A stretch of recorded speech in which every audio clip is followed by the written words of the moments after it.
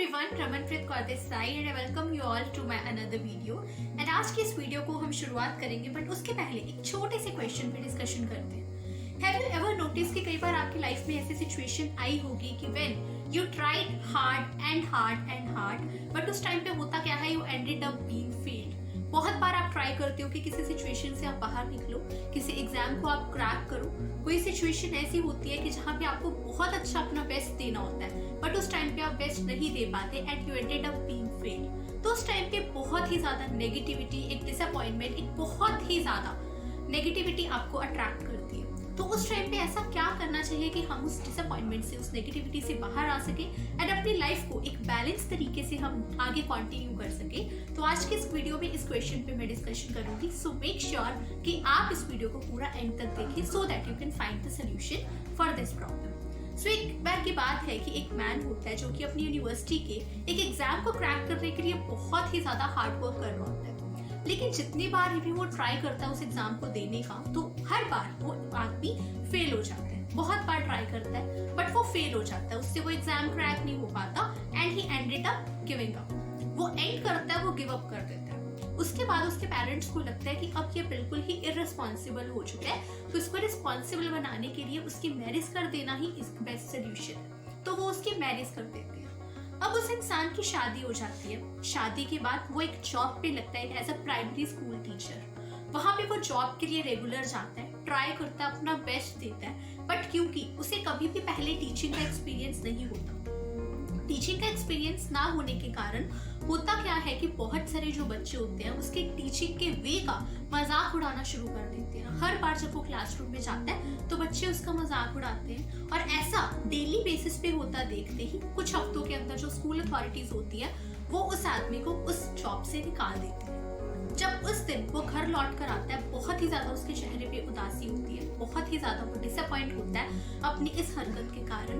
But उसकी जो wife होती है वो उससे इतना ज्यादा प्यार करती है और इतना ज्यादा अच्छे तरीके से उसको समझाती है और उसको हिम्मत देती है. उस दिन वो उसको बोलती है कि देख, तुम्हारे पास तो पहले कभी भी टीचिंग का एक्सपीरियंस नहीं था बट स्टिल तुमने ट्राई किया और पहले भी तुमने कभी बच्चों के साथ कभी भी डील नहीं किया.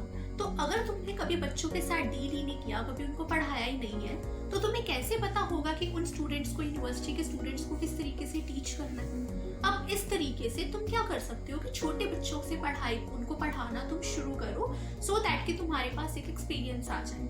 वो उसकी बात को मानता है एंड वो अगेन स्टार्ट करता है. थोड़े दिन बाद ही वो एक दूसरे जॉब में जाने का ट्राई करता है. अगेन वो उस जॉब में जाता है, वहां पे बहुत अच्छा अपनी तरफ से परफॉर्म करने की कोशिश करता है बट उस काम में अगेन वो थोड़ा सा स्लो होता है एंड उसके स्लोनेस के कारण उसको अगेन उस जॉब से निकाल दिया जाता है.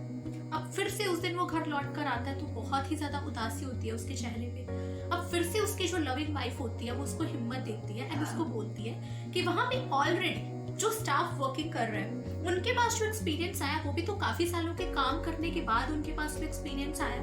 तो तुम कैसे ये समझ सकते हो कि तुम सिर्फ एक ही दिन वहां पे जाओगे, 2 दिन वहां पे जाओगे या सिर्फ 1 वीक वहां पे काम करोगे तो जितनी भी रिक्वायर्ड स्किल्स है वो तुम्हारे पास आ जाएंगी. ऐसा तो पॉसिबल नहीं है ना. सो मेक श्योर कि जब भी गॉड तुम्हारी प्रेयर को नो बोल रहे हैं तो इट मीन्स कि वो तुम्हें कुछ ना कुछ बेस्ट देने वाले हैं. Okay, so you have to wait and God will surely say yes to your prayer. अब ऐसा उसे बहुत ज्यादा हिम्मत देती है उसकी वाइफ एंड अगेन वो बहुत सारी जॉब्स को ट्राई करते हैं. जितनी बार ट्राई करता है हर बार रिजेक्ट हो जाता है, जितनी बार ट्राई करता है हर बार रिजेक्ट हो जाता है एंड एवरी टाइम जब वो रिजेक्ट होता है तो उसकी वाइफ कभी भी उससे निराश नहीं होती.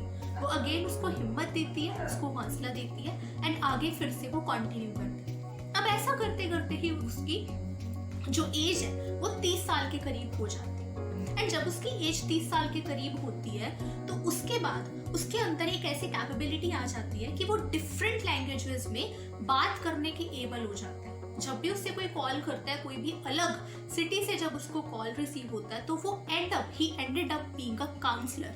और काउंसलर भी कौन से बच्चों का? वो वाले बच्चों का जो कि अपनी हियरिंग एंड सीइंग प्रॉब्लम्स जिनको होती हैं, जो कि विजुअली इम्पेयर्ड चिल्ड्रंस होते हैं, उनको काउंसल करने में वो मास्टर बन जाता है. एंड थोड़े दिन के बाद ही, कुछ महीनों के बाद ही वो अपना एक स्कूल ओपन करता है उन विजुअली इम्पेयर्ड स्टूडेंट्स के लिए.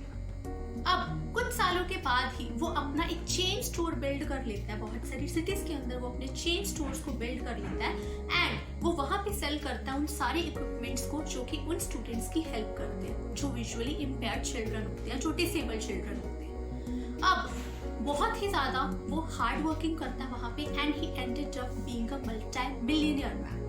अब वो रिच आदमी एक दिन अपनी वाइफ के पास जाता है, उससे पूछता है कि जब मैं अपनी लाइफ में पिछले सालों में इतनी ज्यादा नेगेटिविटी को फेस कर रहा था, हर दिन मुझे रिजेक्शन मिल रहे थे, फेलियर मिल रहा था, इतनी ज्यादा नेगेटिविटी थी, डिसअपॉइंटमेंट थी मेरी लाइफ के अंदर, तो तुम्हें मेरे अंदर ऐसा कौन सा विश्वास था, क्या ऐसी चीज थी कि जो तुमने मेरे पे विश्वास किया एंड आज मेरी लाइफ जो है वो एक रिच मैन की तरह मैं अपनी लाइफ को एंजॉय कर रहा हूँ एंड आज हमारा इतना बड़ा सक्सेसफुल एम्पायर है। उसकी वाइफ ने जो उसको आंसर दिया वो बहुत ही ज्यादा इंटरेस्टिंग एंड पावरफुल आंसर था और वो इंस्पायरिंग भी बहुत ज्यादा आंसर था। द थिंग इज उसकी वाइफ ने उसको बोला कि जब एक पीस ऑफ लैंड पे हम वीट ग्रो नहीं कर सकते तो हम उस पे बीन्स ग्रो करते हैं। कुछ टाइम के बाद जब वहां पे बीन्स भी ग्रो नहीं होते तो वहां पे फ्रूट्स एंड वेजीज को प्लांट किया जाता है। कुछ सालों के बाद जब वहां पे फ्रूट्स एंड वेजिटेबल्स भी अच्छी तरीके से प्लांट ना हो तो वहां पे बकव्हीट सीड्स को खिला दिया जाता है एंड एक दिन उसी लैंड पे कोई ना कोई ऐसा सीड जरूर होता है जो कि ब्लॉसम करता है एंड एक फ्लावर का रूप ले लेता है, एक फूल का रूप ले लेता है। इन द सेम वे आपकी लाइफ में भी बहुत बार ऐसा हुआ होगा, बहुत बार आपको फेलियर्स एंड रिजेक्शंस मिले हुए हैं। दैट इज ओनली बिकॉज कि अभी तक आपने अपने एक वंडरफुल जो एक ऐसा सीड है कि जो आगे जाके ग्रो कर सके उसको आपने अभी तक डिस्कवर नहीं किया। You have to discover your seed कि कौन सी ऐसी चीज है जो कि आपके अंदर है, कौन सा ऐसा टैलेंट है जो आपके अंदर है जो आपको आगे चलकर एक बहुत बड़ी रिच एम्पायर में सक्सेसफुल करने में, उसको बिल्ड करने में हेल्प कर सकता है। So you have to discover that seed. लेकिन उस टाइम तक आपको खुद के अंदर बहुत ही ज्यादा बिलीव करना पड़ेगा। You have to believe in yourself and in the same way you need someone who believe in yourself and जो आपको उस बात तक लेकर जाए, बिकॉज एक ऐसे इंसान का होना आपकी लाइफ में बहुत ही ज्यादा जरूरी है जो कि आपके अंदर विश्वास करे। And when the time you discover that seed then the growth will be the consequence। आपके लाइफ में वो जो abundant growth है उसको आना ही होगा because now you are being capable for that successful empire। Thank you so very much।